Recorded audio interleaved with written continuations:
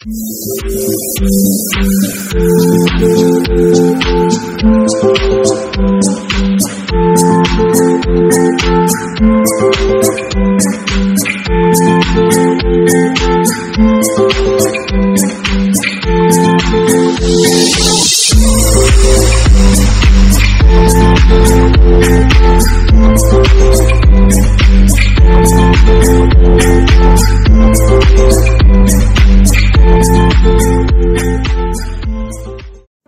Guys welcome back to my channel. आज के आमी तोमादेर साथे शेयर करब आमार सरस्वती पुजोर ब्लग। सरस्वती पुजोर ब्लगटा आमार पोस्ट करते एकटू देरी हो गेल, केन एडिट करते होबे सेई कारणे एकटू लेट हो गेल। तो आशा करछि भिडियोटा देखबे तोमादेरो भालो लागबे। तो चलो शुरू करा जाक। सरस्वती पुजो चले एलेई किन्तु मने पड़े जाय आमादेर सेई छेलेबेला स्कुलेर टाइमेर कथा। कत सुंदर स्नान करे अंजलि देव बोले स्कुले चले जेताम, मायेरा आमादेर कत सुंदरभावे साजिये दित हलुद कालारेर कापड़ परे। तो आमी बेरिये गेছিলাম बाजार करते सरस्वती पुजोर आगेर दिन। देखो रास्ताय कत सुंदर ठाकुर बसेছে। এবারে আমাদের ইচ্ছা ছিল যে আমরা একটা পিতলের ঠাকুরকে পুজো করব, কেননা বিদ্যার দেবীকে জলে ভাসান দেওয়াটা আমাদের ঠিক লাগেনি, সেই জন্যই চলে এসেছি একটা ঠাকুর কেনার জন্য। আরও কিছু কিনলাম। তো এখানে ঠাকুরগুলো দেখো একদম ফিনিশিংগুলো, হাতের ফিনিশিং বা বিনাগুলো দেখো ঠিক লাগছে না। তারপর দোকানদার কি করলো, ভিতর থেকে বলল যে একটা ঠাকুর আমাদেরকে বার করে এনে দিল। দেখো এই ঠাকুরটা তোমরা দেখেই সম্পূর্ণ বুঝতে পারছো ফিনিশিংটা কত ভালো। মিনি কিচেনের জন্য একটা প্রেসার কুকার নিয়ে নিলাম। আর ঠাকুরের ব্যাপারটা কি বলতো, ওই ঠাকুরটা নাকি একটাই বানানো হয়েছিল, ওটা নাকি স্পেশাল ঠাকুর। আমাদেরকে দেখেই উনি দোকানদার বার করে দিল ঠাকুরটা। তখন আমি মনে মনে ভাবলাম ঠাকুরটা হয়তো আমাদের জন্যই একটাই বানানো হয়েছিল, আর সেই জন্য আমরাই পেয়ে গেলাম ঠাকুরটা। তাই কোনো দামাদাবি না করে ঠাকুরটা আমরা কিনে নিলাম। এবার বাইরের বাজারটা দেখো কত সুন্দর বসেছে। তারপর এখান থেকে ঠাকুরের জন্য অনেক কটাই বেশ ফল কিনে নিলাম।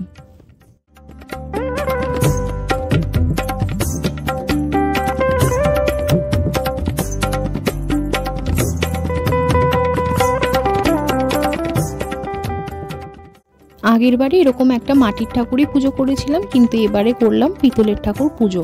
এবার এখান থেকে যা কেনা দশকর্মা কিনে বাড়ি চলে গেলাম। ভোরবেলায় আমরা যাব বারাসাত ফুল মার্কেটে। এখন বাজে ভোর 4টে। আমরা এখন বেরিয়ে পড়েছি বারাসাত ফুল মার্কেটের দিকে। বাড়িতে পুজো হলে যারা তোমরা হাওড়াতে ফুল কিনতে যাও, যাদের বাড়ি আশেপাশে, তারা কিন্তু বারাসাত ফুল মার্কেট থেকে ফুল কিন্তু কিনে নিতে পারে। হাওড়ার দাম আর এখানের দাম কিন্তু একদমই সেম। আমি ফুল মার্কেটে যেতে খুবই পছন্দ করি, সেই জন্যই চলে আসলাম সরস্বতী পুজোর আগের দিন মানে ভোরবেলায় ফুল নেওয়ার জন্য। আমরা যখন ফুল মার্কেটে এসেছিলাম তখন দেখো একটু আলো বার হয়নি, তখন সবে কয়েকটা দোকানের হয়তো আলো জ্বলছে।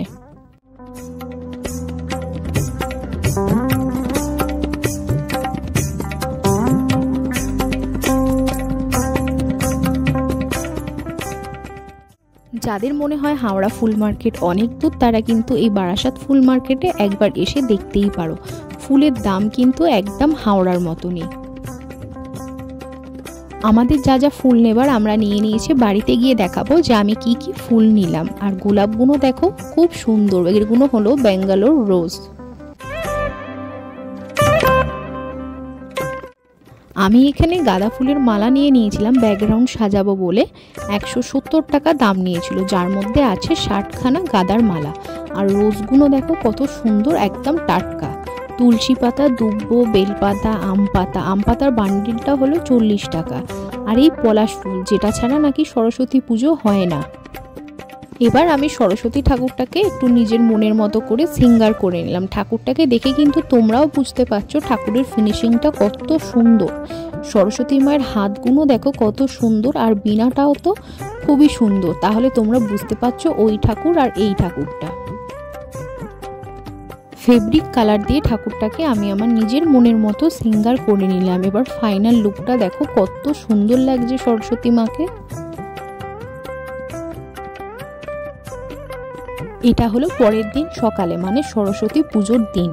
সকালবেলায় উঠে স্নান করে নিয়েছি, আর দেখো গাঁদা ফুলের মালা দিয়ে আমি ব্যাকগ্রাউন্ডটাকে এইভাবে সাজিয়ে নিয়েছি। এইবার দিয়ে দেব আলপনা।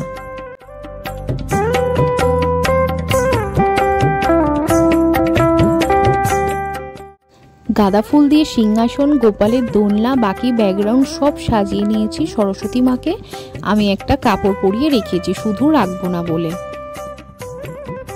মা আগেই ঘুম থেকে উঠে দেখো ঠাকুরকে পুজো দিয়ে দিয়েছে। আমি এখানে সরস্বতী মাকে স্নান করাবো দুধ গঙ্গা জল দিয়ে। প্রথমে কিন্তু আমি একটু হলুদের ছোঁয়া দিয়ে নিয়েছি, যেটা ভিডিও করতে একদমই ভুলে গেছি।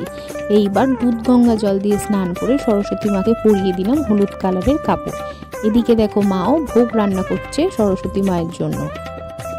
তো আজকে আমরা কি কি ভোগ রান্না করলাম সেটা তোমাদেরকে দেখিয়ে দিই। এখানে হচ্ছে গোবিন্দভোগ চালের খিচুড়ি হচ্ছে, তার সাথে একটা চচ্চড়ি, 5 রকম ভাজা, এখানে পোলাও হবে, আলুর দম, চাটনি, পায়েস। গাঁদা ফুল আর আম পাতা দিয়ে বাইরের এই গেটটাও আমি একটু সাজিয়ে নিয়েছি। এবার ঘরে দেখো দেখাচ্ছি কত সুন্দর লাগছে সরস্বতী মায়ের এই জায়গাটা। এখানে আমি সুন্দরভাবে সাজিয়ে নিয়েছি।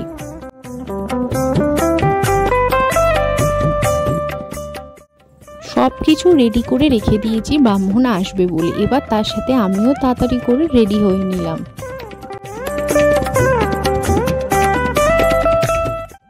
ঘড়িতে এখন 12টা বেজে গেছে আর ব্রাহ্মণও চলে এসেছে পুজো করার জন্য। দেখো এখানে ফল কেটে নিয়ে সব রকম ভোগ আমরা তৈরি করে নিয়েছি। এবার ব্রাহ্মণ একে একে পুজো শুরু করে দিয়েছে।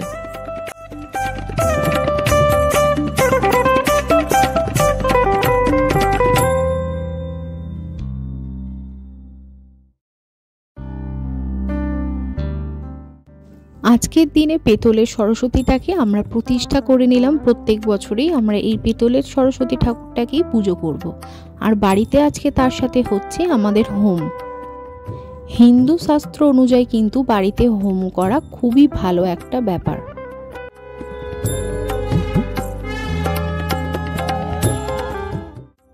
সরস্বতী পুজো এলেই কিন্তু আমাদের আগেকার কথা ভীষণভাবে মনে পড়ে। তার কারণ ছেলেবেলার যে সরস্বতী পুজো হতো সেরকম কিন্তু এখন নেই বললেই চলে। যখন আমরা ছোট ছিলাম তখন মা আমাদের সকালবেলায় কত সুন্দরভাবে সাজিয়ে দিত। মা বাবার হাত ধরে আমরা মণ্ডপে যেতাম যেখানে সরস্বতী পুজো হতো। আর যখন আমরা বড় হয়ে গেলাম, স্কুলে ভর্তি হয়ে গেলাম, তখন কিন্তু আমরা অঞ্জলি দিতাম আমাদের স্কুলে। স্কুলের দিনটাও কিন্তু একেবারে ভোলা যায় না।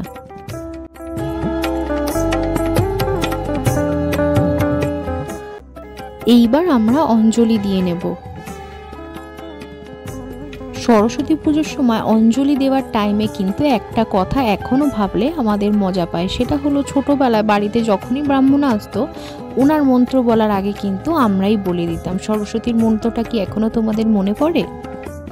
সরস্বতী মহাভাগে বিদ্যে কমললোচনে বিশ্বরূপে বিশালাক্ষ্মী বিদ্যাং দেহি নমস্তুতে। এই মন্ত্রটা কি আজও তোমাদের মনে পড়ে?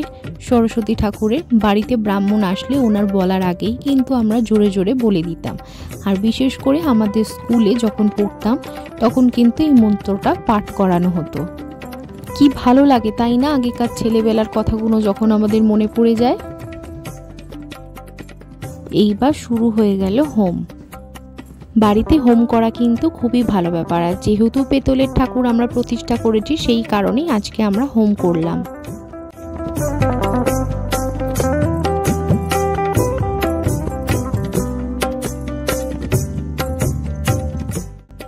তোমরা কারা কারা সরস্বতী পুজো করেছো বাড়িতে অবশ্যই কিন্তু কমেন্ট করে জানিও। আমার আজকের ব্লগটা যদি তোমাদের ভালো লেগে থাকে তাহলে অবশ্যই লাইক করো আর সাবস্ক্রাইব করে কিন্তু পাশে থেকো। নিত্য নতুন রান্নার টিপস বা ব্লগ ভিডিও দেখার জন্য এখনই চ্যানেলটাকে সাবস্ক্রাইব করে পাশে থাকা বেল আইকনটা প্রেস করে দাও। আমার চ্যানেলে যখন নতুন কোনো ভিডিও আসবে সবার আগে তোমাদের কাছে নোটিফিকেশন পৌঁছে যাবে। আজকের মতো এইটুকুনি। দেখা হচ্ছে নতুন কোনো ভিডিওতে। ভালো থাকবে, সুস্থ থাকবে, সাবধানে থাকবে।